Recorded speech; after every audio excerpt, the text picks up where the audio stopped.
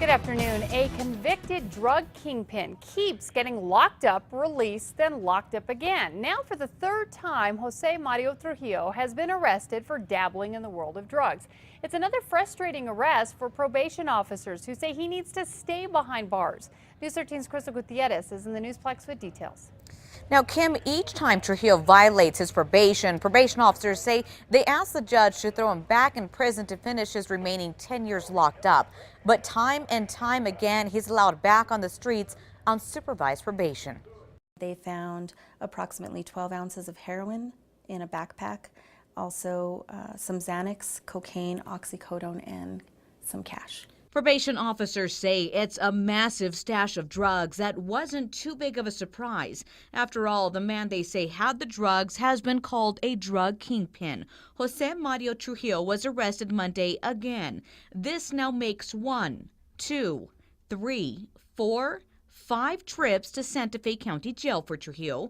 The majority of his arrests are drug-related charges. Probation officers say it was the same old song and dance this week. The probation office received some anonymous information that Mr. Trujillo may be dealing drugs at his residence. So probation officers and state police swarmed a home linked to Trujillo in Chimayo for the second time in 2 years.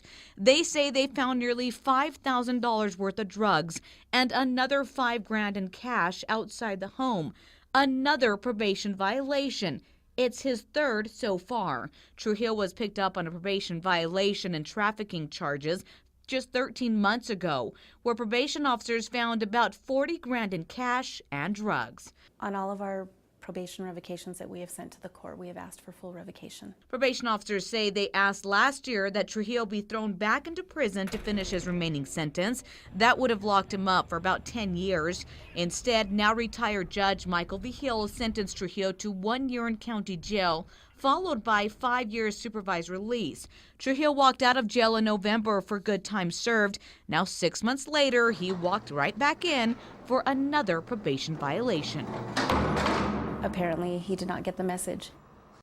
For now, Trujillo's charged with violating his probation, but additional charges connected to the drug bust could follow as the state police investigation continues. Back to you.